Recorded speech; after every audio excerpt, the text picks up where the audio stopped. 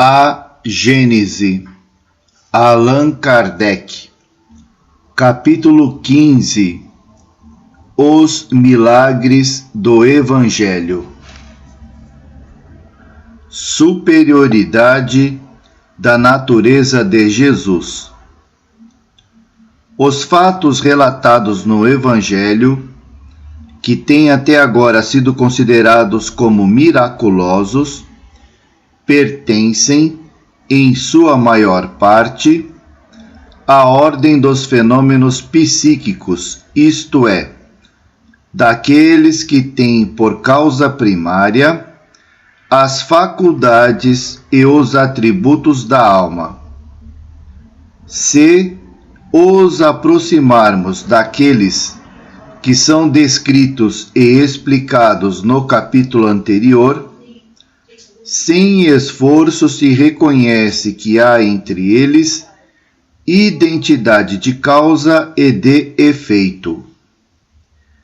A história nos mostra casos análogos em todos os tempos e em todos os povos, uma vez que, desde que existem almas encarnadas e desencarnadas, os mesmos efeitos deverão ter se produzido. É certo que se pode contestar sobre este ponto a veracidade da história. Porém, hoje, eles se produzem sob nossos olhos, por assim dizer, à vontade, e por indivíduos que nada têm de excepcional. Só o fato da reprodução de um fenômeno em condições idênticas é suficiente para provar que ele é possível e submetido a uma lei, e que, portanto, não é miraculoso. O princípio dos fenômenos psíquicos repousa, como já ouvimos, sobre as propriedades do fluido perispiritual, que constitui o agente magnético, sobre as manifestações da vida espiritual durante a vida e depois da morte. Enfim, sobre o estado constitutivo dos espíritos e seu papel como força ativa da natureza. Conhecidos esses elementos e constatados os seus efeitos, sua consequência é fazer admitir a possibilidade de certos fatos que antes eram rejeitados, a menos que se lhes atribuísse uma origem sobrenatural. Sem prejulgar em nada a natureza do Cristo, cujo exame não entra no quadro desta obra, e não o considerando por hipótese, senão como um espírito superior, não se pode impedir que se reconheça nele um daqueles da ordem mais elevada, e que é colocado por suas virtudes bem acima da humanidade terrestre. Pelos imensos resultados que produziu, sua encarnação neste mundo não podia deixar de ser uma das missões que somente são confiadas aos mensageiros diretos da divindade, para a realização de seus desígnios. A supor que ele não fosse o próprio Deus, mas um enviado de Deus para transmitir sua palavra, seria mais que um profeta, pois seria um Messias divino.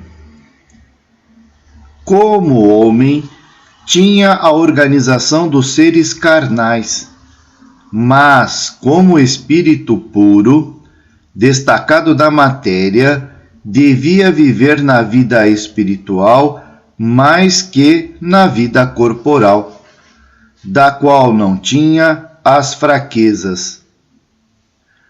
A superioridade de Jesus sobre os homens não era relativa às qualidades particulares de seu corpo, mas às de seu espírito, que dominava a matéria de maneira absoluta, e ao seu perispírito, alimentado pela parte, a mais quintessenciada dos fluidos terrestres. Sua alma não devia estar ligada ao corpo, senão por laços estritamente indispensáveis. Constantemente separada, ela devia dar-lhe uma vista dupla, não só permanente, como também de uma penetração excepcional, e, por outro modo, muito superior àquela que se encontra nos homens comuns. O mesmo devia acontecer com todos os fenômenos que dependem dos fluidos perispirituais ou psíquicos. A qualidade de tais fluidos lhe dava um imenso poder magnético, secundado pelo desejo incessante de fazer o bem. Nas curas que operava, agia como médium? Pode-se considerá-lo como um poderoso médium curador?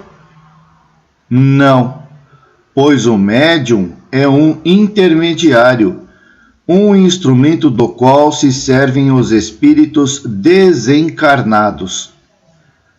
Ora, o Cristo não tinha necessidade de assistência. Ele que assistia e auxiliava os demais. Agia, pois, por si mesmo, em vista de seu poder pessoal, tal como o podem fazer os encarnados em certos casos, e na medida de suas forças. Aliás, qual seria o espírito que ousaria insuflar-lhe seus próprios pensamentos e encarregá-lo de os transmitir? Se ele recebesse um influxo estranho, não poderia ser senão de Deus, segundo a definição dada por um espírito, era o médium de Deus.